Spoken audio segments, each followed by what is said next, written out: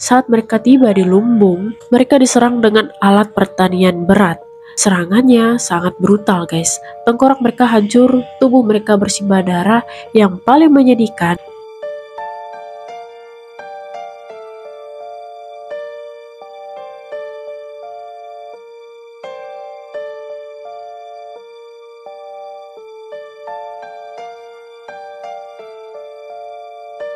malam itu sangat dingin, salju menutupi tanah, menciptakan suasana yang sunyi dan mencengkam.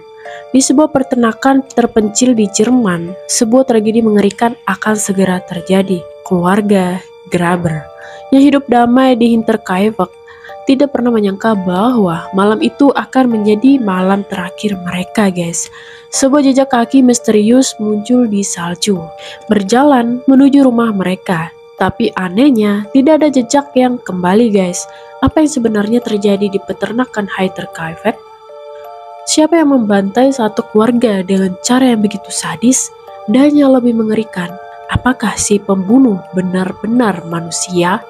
Inilah kisah kelam dari salah satu misteri pembunuhan paling mengerikan yang tidak pernah terpecahkan hingga hari ini guys.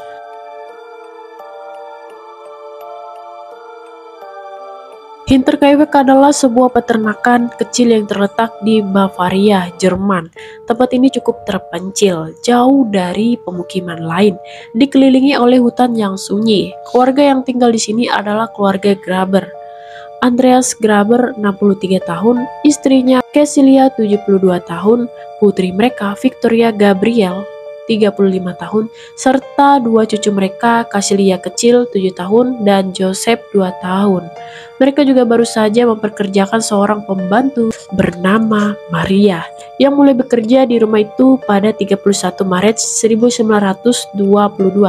Tidak ada yang menyangka bahwa hari pertama Maria bekerja akan menjadi hari terakhir di hidupnya. Sebelum tragedi terjadi, ada banyak kejadian aneh di rumah ini guys.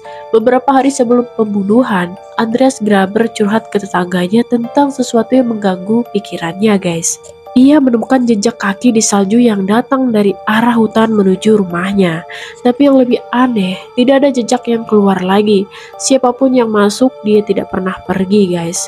Bukan cuma itu, Andreas dan keluarganya juga sering mendengar suara aneh di loteng, seperti langkah kaki atau bisikan samar. Setiap kali diperiksa tidak ada siapa-siapa di sana guys. Sebuah kunci rumah juga tiba-tiba hilang.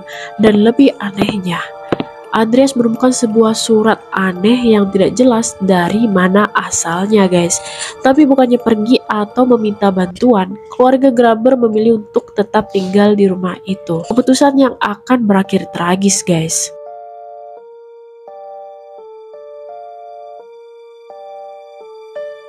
Malam tanggal 31 Maret 1922, semuanya berjalan seperti biasa.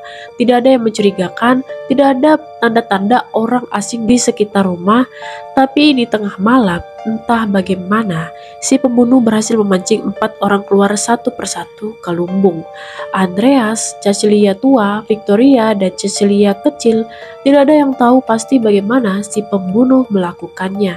Mungkin ia memancing mereka dengan suara guys.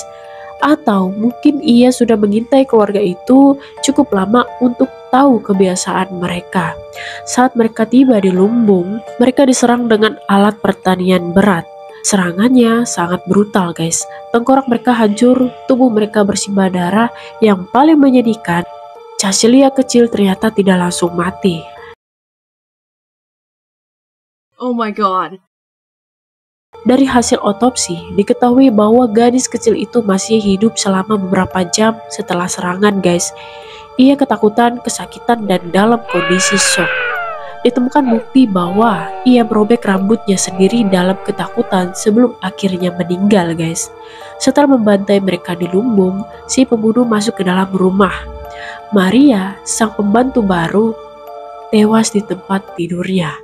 Joseph, bocah 2 tahun yang tidak tahu apa-apa, juga dibantai saat ia tertidur di ranjangnya guys. Satu keluarga habis dalam satu malam.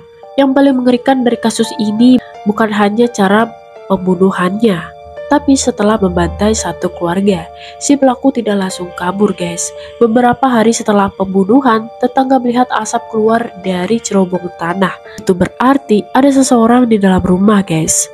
Hewan ternak yang masih diberi makan, bahkan beberapa makanan yang di dapur tampak telah dimakan oleh seseorang. Jadi, setelah membunuh satu keluarga, pelaku hidup di rumah mereka seolah-olah tidak terjadi apa-apa guys. Mayat keluarga Graber baru ditemukan pada tanggal 4 April 1922. Setelah beberapa hari tidak ada kabar dari mereka guys. Tetangga mulai curiga karena Cecilia kecil tidak masuk sekolah dan tidak ada seorang pun dari keluarga Graber yang terlihat selama beberapa hari. Saat mereka masuk ke rumah, mereka menemukan pemandangan yang mengerikan guys. Semua korban telah membusuk, darah mengering di lantai. Bau kematian memenuhi udara. Polisi datang dan mulai menyelidiki, tapi kasus ini penuh kejanggalan. Tidak ada tanda perampokan, semua uang dan barang berharga masih ada di rumah guys. Tidak ada jejak kaki keluar, hanya ada jejak yang masuk ke rumah. Tapi tidak ada jejak yang meninggalkan tempat itu guys. Pembunuhnya menghabiskan waktu di rumah setelah membunuh korban. Siapa pelaku sebenarnya? Kasus Interfact tidak pernah terpecahkan, tapi ada beberapa teori tentang siapa mungkin menjadi pelakunya guys. Yang pertama, Lawrence Clinton Bauer, tetangga yang mencurigakan. Lawrence adalah orang pertama yang menemukan mayat keluarga Graber, tapi saat penyelidikan ia terlihat terlalu santai, bahkan ia menyentuh mayat tanpa rasa takut. Beberapa orang percaya bahwa ia tahu lebih banyak daripada ia katakan, tapi tanpa bukti polisi tidak bisa menangkapnya guys. Yang kedua, pembunuhan berencana atau pembunuhan bayaran. Beberapa orang percaya bahwa Victoria Gabriel memiliki hubungan gelap dengan seseorang yang berbahaya. Ada spekulasi bahwa Joseph, anaknya, mungkin adalah hasil dari hubungan gelap itu guys. Dan ada seseorang yang tidak terima dengan kenyataan ini. Yang ketiga, anak hilang yang balik untuk balas dendam. Dulu, Andreas Graber diduga memiliki anak laki-laki yang hilang. Apakah mungkin ia kembali untuk membalas dendam? Yang keempat adalah teori mistis. Ada juga yang percaya bahwa ini bukan sekedar pembunuhan biasa. Rumah Hinterkaifeck memang sudah lama dikabarkan berhantu guys. Sebelum tragedi ini, keluarga Graber sering mengalami gangguan aneh seperti suara langkah kaki di loteng, benda bergerak sendiri, dan tentu saja jejak kaki misterius di salju. Hingga hari ini, kasus Hinterkaifeck tetap menjadi misteri yang belum terpecahkan. Pelaku mungkin sudah lama mati guys, tapi mungkin masih ada di sekitaran kita.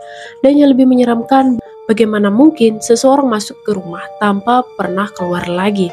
Mungkin jawabannya lebih mengerikan dari yang kita bayangkan guys. Kamu suka cerita misteri seperti ini? Jangan lupa subscribe, karena masih banyak kisah horor dan misteri lainnya yang siap bikin kamu merinding.